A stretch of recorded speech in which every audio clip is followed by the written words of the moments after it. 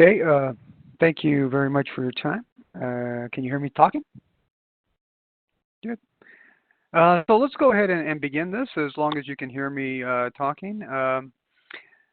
So let's just start with a quote. But what we're really going to talk today again is about the Scaled Agile Framework. The Scaled Agile Framework is basically a reference model for applying lean and agile thinking principles and practices to entire organizations and portfolios and large programs. But before we dive into the details, let's begin with a quote by Sun Tzu.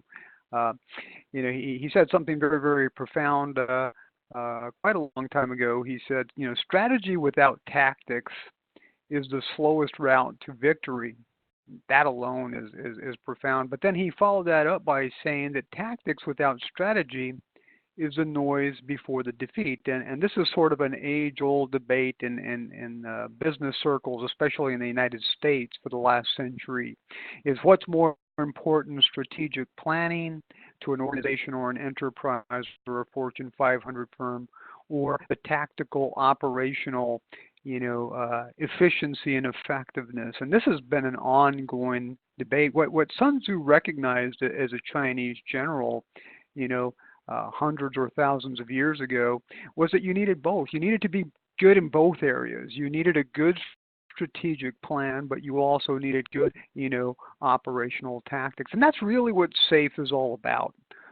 SAFE is all about linking those two elements of organizational success. If I can move to the next slide here. There we go.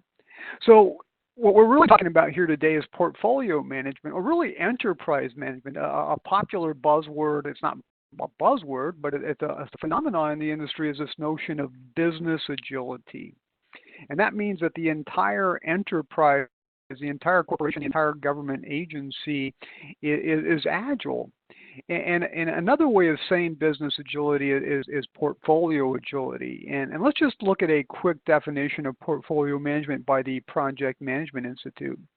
They define basically, a portfolio is really a sub-portfolio or containing sub-portfolios, programs, projects, and operations. And when you kind of group all those elements together, the PMI says you have a portfolio. Thus, portfolio management obviously means to manage the sub-portfolios, programs, and projects, and operations to do what? To achieve the strategic objectives, corporate profit, customer satisfaction. Employee satisfaction is becoming a very big focus of modern organizations, right?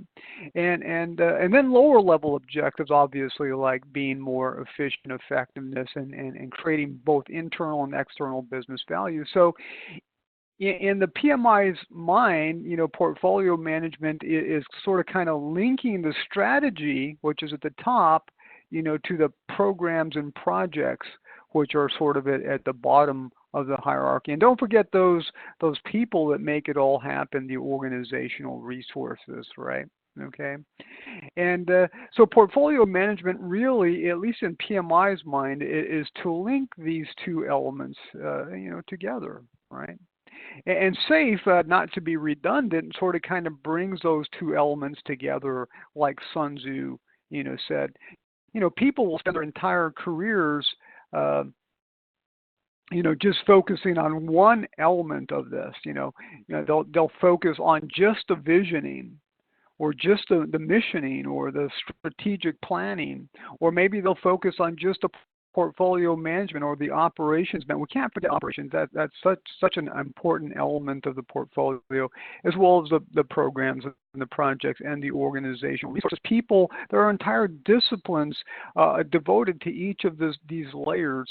But SAFE tries to present a reference model for bringing all of these layers together. That's what makes Sun Tzu's quote so relevant, right? Let's move on to the next slide here. So without further ado, let's try to, add a little bit of definition to what we're talking about.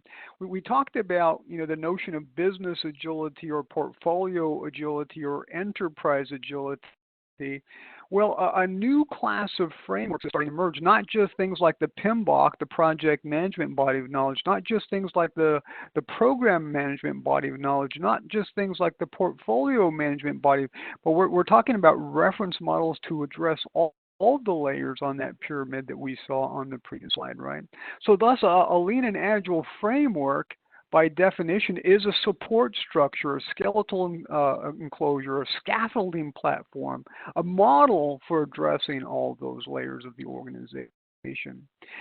So what's new about lean and agile frameworks? Well, they're not just traditional frameworks, but they promulgate lean and agile thinking, values, and principles across the enterprise, your portfolio, your programs, and your projects. And that's really it right there.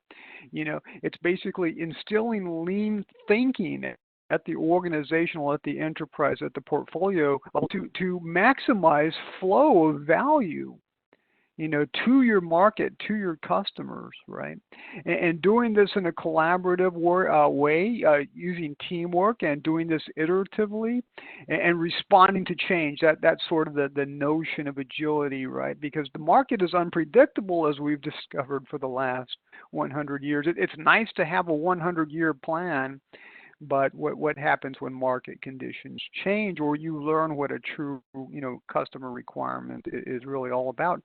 And like the PMBoK or the program management body of knowledge, we want to be able to scale this up, or the CMMI, or even ISO 9001 or Baldrige, but we want to have some level of planning discipline. We don't want to throw the baby out with the bathwater. Planning is still important. We still need some level of architecture, whether that's enterprise architecture, system architecture, and really more importantly, as we see, we want to do this in a quality fashion.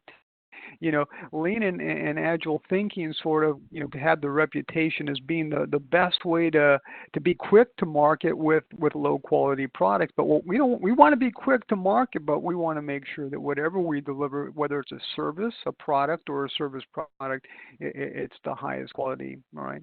Especially if you're in a mission critical organization like the energy firm that I'm working for right now. They want to ensure that whatever they release to the market is of the highest possible quality.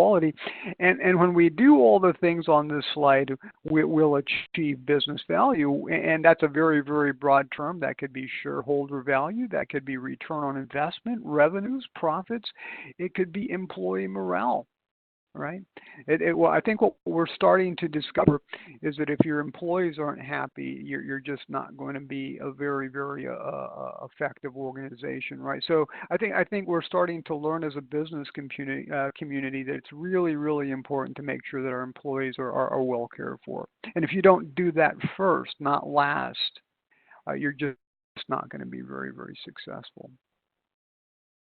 So thus, let's talk a little bit about, I've alluded to this notion of lean values. Let's just talk very, very briefly about, what is this so-called house of quality, this house of lean?